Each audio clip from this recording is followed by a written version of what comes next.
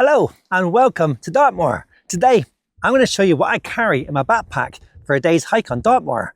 And if you know Dartmoor, you know the weather can change just like that. 1 minute, beautiful sunshine like today, the next minute, sideways rain. So what you carry in your backpack can make a difference between a great day out or a disastrous day out. And later in the video, I'll also show you what apps I use on my phone, including one tip which could really save your life, and not many people know about it. So let's get started.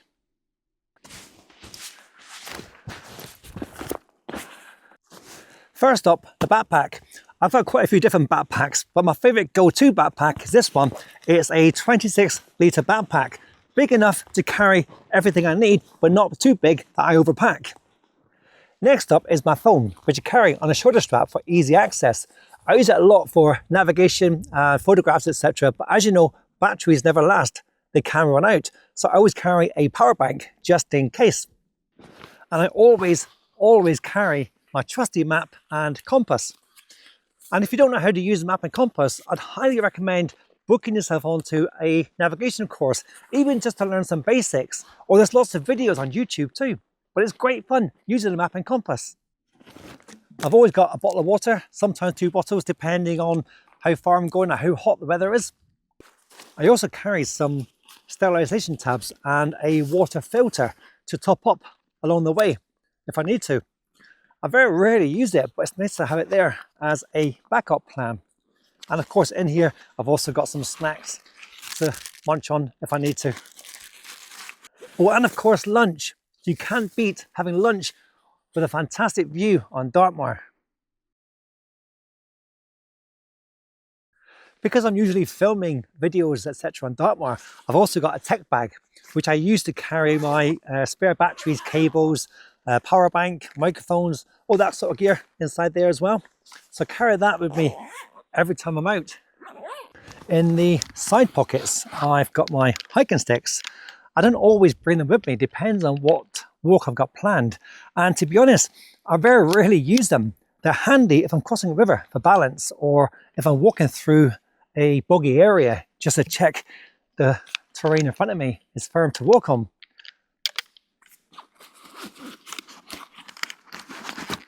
Next is an absolute must-have. Dartmoor weather is famously unpredictable. You can start walking in the morning in beautiful sunshine, and by lunchtime you could be absolutely drenched. So I've always got waterproof jacket, waterproof bottoms. They are essential. Let me show you a video I took a few years ago. I was setting up for a camp on Great Mist Tour. It was a beautiful day. You could see for miles, and within minutes I was completely surrounded in mist and I couldn't see a thing. And this just shows you how fast the weather conditions can change up here on Dartmoor.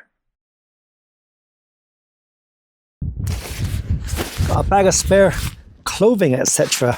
So inside here I've got a woolly hat, a pair of gloves, nice warm gloves, a pair of socks. There's nothing worse than mid-walk and your feet are soaking wet and cold. A pair of socks makes a huge difference. And I've got a pair of shorts and a micro towel. Sometimes I'll come across a lake or a waterfall or somewhere and I fancy a swim. So I've got a spare pair of shorts and a micro towel to dry off afterwards. And I've got a t-shirt and a buff. Oh, a buff, by the way, are fantastic. They're good for keeping you warm. They're good for keeping your ears warm, your nose warm, sun protection. They're just all round great to have.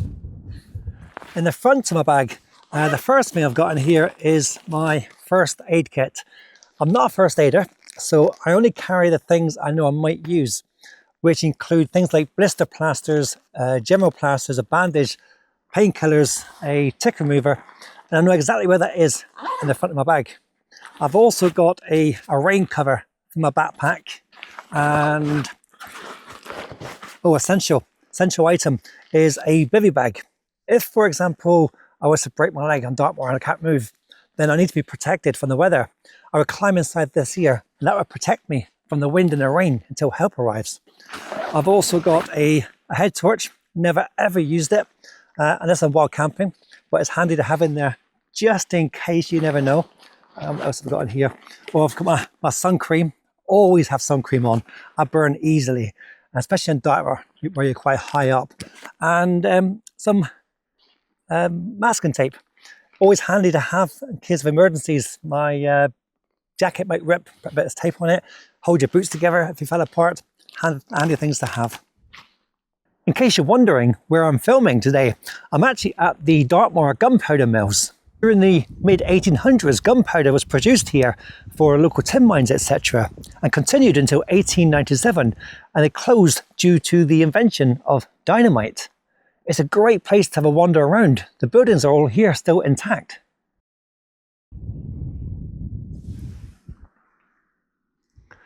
There's lots of fantastic apps available to use on your mobile phone while on Dartmoor. And here are some of my favourites. The first one I use a lot, called Outdoor Active. Before that I used an app called OS Maps, which I absolutely loved and used it for years. But there's one feature on the app which they withdrew, and I love that feature. I found out that Outdoor Active had that same feature. It's called Skyline. Let me show you how it works. So you open the app first of all, and then click on these three dots, then click on Skyline, hold your phone up, and it'll show you exactly what's ahead of you, how far away it is. If I see something I think, oh, what's that over there? I can open the app and find out straight away. I also use the app for plotting my routes, and there's loads more features available as well. Now the next one is called OS Locate. This app is perfect if you want to get a quick, exact grid reference of where you are. And it also comes with built-in compass, so it's handy for navigation when you're out on the trail. And speaking of navigation, the next one's called Compass. This is a really simple compass app. It's straightforward, but really handy. You can check your bearings quickly and make sure you're heading in the right direction. Next is one that I really highly recommend called What 3 Words, and it's becoming quite well known now. It divides a whole world into 3x3 meter squares, giving each one a unique 3-word address. That means your exact location can be pinpointed anywhere in the world. And finally, there's one thing that's really important, and I'm surprised that not many people actually know about this, but this one tip could save your life one day. Now, if you're ever in trouble in the outdoors and you can't make a phone call because your phone signal is too weak, there's something you can do right now to be prepared. You need to register your phone with the emergency services, and here's how to do it. Text the word register to 999. You will then get a reply. You need to send back yes to confirm. Once you're registered, you'll then be able to send a text message to 999 in an emergency. This can be a lifesaver in areas with a poor signal. Sometimes a text message will send even when a voice message won't send. So don't wait, do it now while you're thinking about it.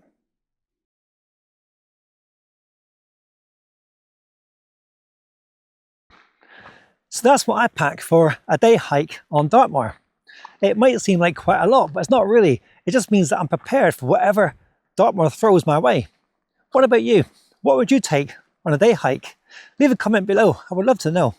So once again, thank you very much for watching. I hope you found this useful. Until next time, whatever you're doing, have a fantastic day. Cheers!